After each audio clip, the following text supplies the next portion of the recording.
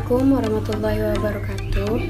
Jadi di sini saya akan menjelaskan tentang definisi konsep. Konsep adalah sejumlah pengertian atau karakteristik yang dikaitkan dengan peristiwa objek, kondisi, situasi, dan perilaku tertentu. Dengan kata lain, konsep adalah pendapat abstrak yang digeneralisasi dari fakta tertentu. Definisi konsep menurut beberapa ahli. Yang pertama, menurut saya jadi, konsep adalah ide abstrak yang dapat digunakan untuk mengadakan klasifikasi atau penggolongan yang pada umumnya dinyatakan dengan suatu istilah atau rangkaian kata. Yang kedua, menurut Singarimbun, konsep adalah istilah dan definisi yang digunakan untuk menggambarkan secara abstrak suatu kejadian, keadaan, kelompok atau individu yang menjadi pusat perhatian ilmu sosial.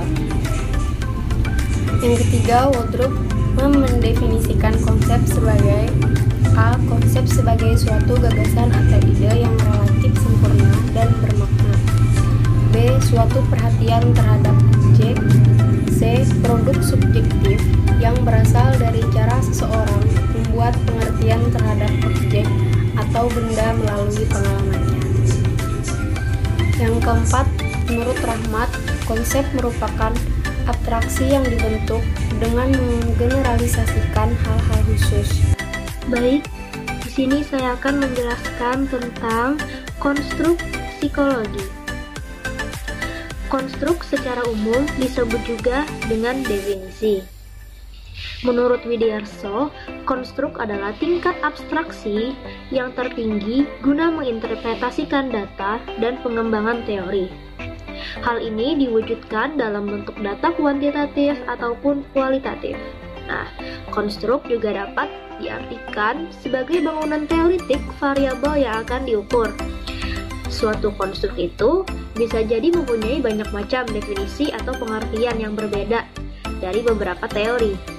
Maka dari itu, di sini diperlukan pemilihan teori yang tepat atau yang diinginkan untuk mendasari penyusunan dari alat ukur yang diinginkan. Nah, contohnya kita ingin mengukur tentang religiositas. Nah, religiositas sendiri memiliki banyak teori yang dikemukakan oleh para tokoh yang berbeda. Tentunya definisi dari religiositas sendiri memiliki makna yang berbeda-beda pula. Maka dari itu, jika hendak melakukan suatu pengukuran pada religiositas, kita haruslah memilih satu teori atau tokoh yang diinginkan. Selanjutnya ada jenis-jenis konstruk. Yang pertama, ada jenis linear. Konstruk linear merupakan konstruk psikologi yang mengukur sesuatu itu secara koheren atau menyeluruh. Jadi konstruk ini memiliki arah yang sama sehingga dapat dijumlahkan. Adapun contoh dari konstruk ini adalah kecerdasan.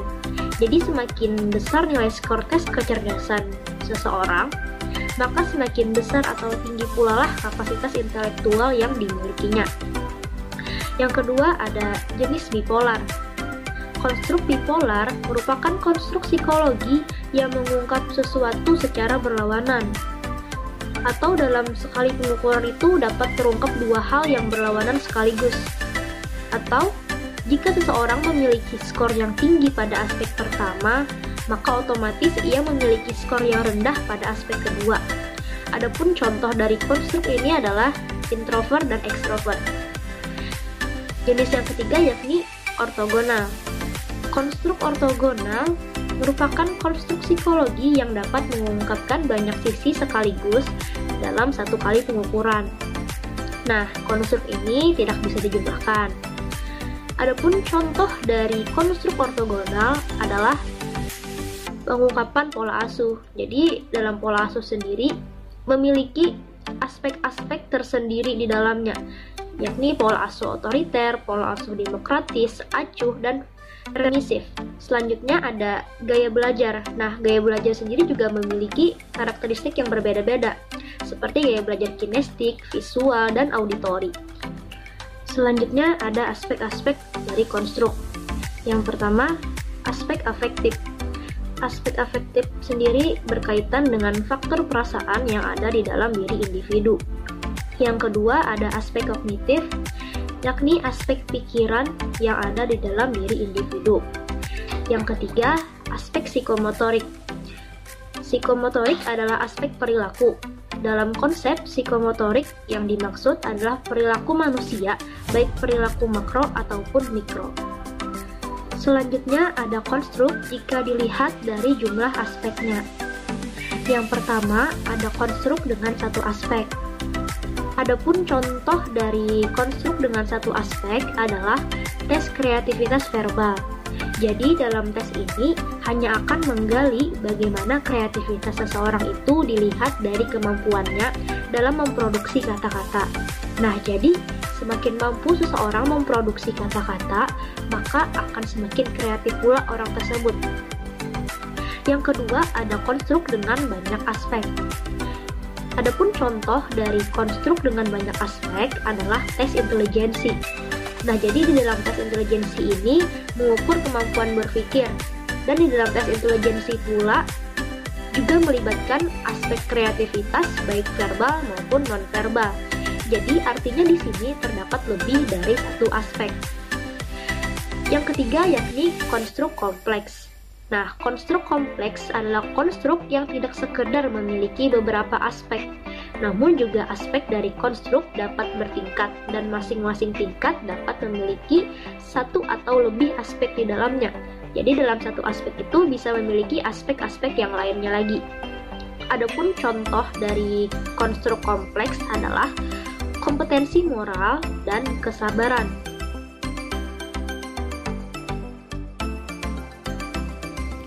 Jadi di sini saya akan melanjutkan penjelasan dari teman saya sebelumnya. Di sini saya akan menjelaskan tentang pengertian dari variabel. Apa sih pengertian dari variabel itu? Pengertian variabel penelitian itu adalah karakter, atribut atau segala sesuatu yang terbentuk atau yang menjadi perhatian dalam suatu penelitian sehingga menjadi pusat perhatian dalam suatu penelitian. Nah, dia itu mempunyai variasi antara satu objek dengan objek lainnya. Variabel merupakan sesuatu yang menjadi objek pengamat penelitian dan juga sering disebut sebagai faktor yang berperan dalam penelitian atau gejala yang akan diteliti. Nah, contohnya kan misal dalam variabel penelitian. Nah, dalam suatu penelitian itu pasti ada judul. Misal judulnya antara hubungan A dengan B. Nah, itu kan pasti berhubungan satu dengan yang lain. Antara variabel A dengan variabel B, apakah ada hubungan atau tidak. Jadi itu adalah daya tarik atau sesuatu yang diamati dalam penelitian. Jadi variabel di sini itu sangat berperan penting dalam sebuah penelitian. Jadi begitu penjelasan kurang lebihnya tentang si variabel ini. Nah, selanjutnya variabel penelitian adalah sesuatu yang menjadi fokus perhatian. Kenapa jadi fokus perhatian? Ya tadi karena di dalam judul penelitian variabel ini sangat penting. Nah, dan dia ini juga memberikan pengaruh dan value, yaitu nilai. Nah, selanjutnya, variabel merupakan suatu besaran yang dapat diubah dan terus menurut beberapa ahli tentang peristiwa atau variabel ini. Menurut Sugiono, variabel penelitian adalah segala sesuatu yang berbentuk apa saja yang ditetapkan oleh penelitian untuk dipelajari sehingga diperoleh informasi tentang hal tersebut, kemudian ditarik kesimpulannya. Misal kita akan meneliti tentang pengaruh kerja keras terhadap motivasi bekerja. Nah, itu kan sebuah variabel yang akan kita teliti. Kemudian kita tarik kesimpulannya, apa sih pengaruh yang terkandung dalam penelitian ini, begitu. Nah, dan pendapat ahli yang kedua yaitu menurut Ari Kunto, variabel penelitian adalah objek penelitian atau apa yang menjadi perhatian suatu titik penelitian. Nah, jadi kurang lebih aja sih pengertian dari beberapa ahli ini, tapi dia saling melengkapi kekurangan masing-masing. Nah, selanjutnya menurut Ibnu, variabel penelitian adalah suatu konsep yang mempunyai lebih dari satu nilai, keadaan, kategori, ataupun kondisi. Jadi itu penjelasan singkat tentang variabel ini. Nah, selanjutnya variabel itu juga memiliki jenis-jenis. Ada variabel terikat, ada variabel bebas, dan ada variabel moderator, ada variabel kontrol juga. Nah, jadi Mungkin penjelasan selanjutnya akan dijelaskan oleh teman saya. Saya hanya menjelaskan tentang pengertian secara umumnya saja. Apa sih variabel itu? Apa sih gunanya variabel itu? Jadi gunanya variabel ini sangat penting. Perannya itu penting dalam sebuah penelitian. Jadi begitu. Terima kasih. Warahmatullahi wabarakatuh. Saya akan melanjutkan penjelasan dari teman saya. Definisi penelitian. Penelitian adalah suatu kegiatan penyelidikan yang dilakukan menurut metode ilmiah yang sistematis untuk menemukan informasi ilmiah atau teknologi yang baru, membuktikan kebenaran atau ketidakbenaran hipotesis sehingga dapat dirumuskan teori atau proses gejala dan sosial. Jenis-jenis variabel yaitu ada 6. Yang pertama, variabel independen atau bebas. Yang kedua, ada variabel terikat atau dependen. Kemudian yang ketiga, ada variabel moderator. Keempat, ada variabel intervening atau antara. Kemudian yang kelima, ada variabel kontrol. Dan yang keenam, variabel pengganggu. Variabel independen sering disebut variabel bebas, stimulus, prediktor, antecedent. Variabel bebas adalah variabel yang mempengaruhi atau menjadi sebab perubahan atau timbulnya variabel dependen atau terikat.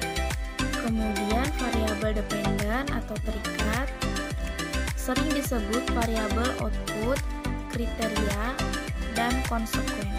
Variabel efek, variabel pengaruh, terpengaruh, variabel terikat atau variabel tergantung. Variabel terikat menampakkan variabel yang dipengaruhi atau yang menjadi akibat karena adanya variabel bebas. Disebut variabel terikat karena variabel ini dipengaruhi oleh variabel bebas atau variabel independen. Kemudian variabel moderator. Variabel moderator adalah variabel yang mempengaruhi atau memperkuat dan memperlemah hubungan variabel bebas dengan terikat. Variabel moderator disebut juga variabel independen kedua. Contoh hubungan variabel independen, moderator, dependen. Hubungannya motivasi dan prestasi belajar akan semakin kuat bila peranan dosen dalam menciptakan iklim atau lingkungan belajar yang sangat baik, dan hubungan semakin rendah bila peranan dosen kurang baik dalam menciptakan iklim belajar. Kemudian variabel intervening. Variabel ini disebut juga variabel penghubung, yakni variabel yang menjadi penghubung terjadinya pengaruh variabel bebas terhadap variabel tergantung. Kemudian ada variabel kontrol. Variabel kontrol disebut juga variabel penekan atau suppresor variabel, yaitu variabel yang dikendalikan atau dibuat konstan sehingga pengaruh variabel bebas terhadap terikat tidak dipengaruhi oleh faktor luar yang tidak diteliti. Kemudian variabel pengganggu. Masuknya variabel ketiga dalam analisis dua variabel dapat memberikan hasil yang berlawanan dengan hasil analisis dua variabel saja. Variabel ketiga disebut variabel pengganggu, disorter variabel atau disorter variabel. Pengganggu akan mempengaruhi variabel bebas maupun variabel terikat.